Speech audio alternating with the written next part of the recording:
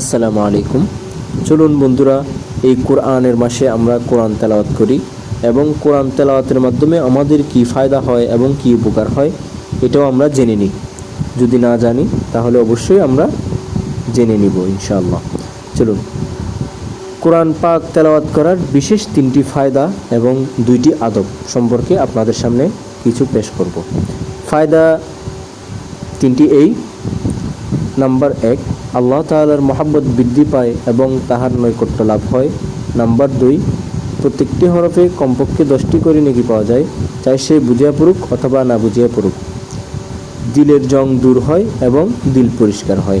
এ হচ্ছে 3টি ফায়দা। আদব 2টি এই: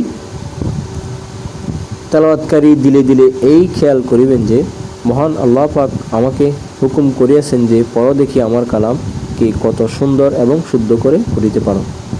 নাম্বার 2, শ্রবণকারীরা দিলে দিলে এই খেয়াল করিবে যে মহান আল্লাহ তাআলার কালাম পাক তেলাওয়াত করা হচ্ছে, তাই অত্যন্ত ভক্তি এবং মনোযোগ সহকারে শ্রবণ করিব। আউযু বিল্লাহি মিনাশ শাইতানির রাজীম। বিসমিল্লাহির রহমানির রহিম।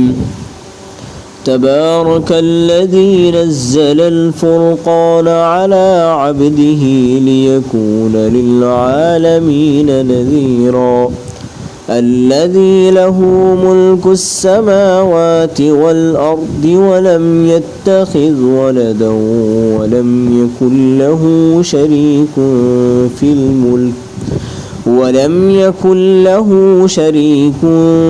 في الملك وخلق كل شيء فقدره تقديرا واتخذوا من دونه آلهة لا يخلقون شيئا وهم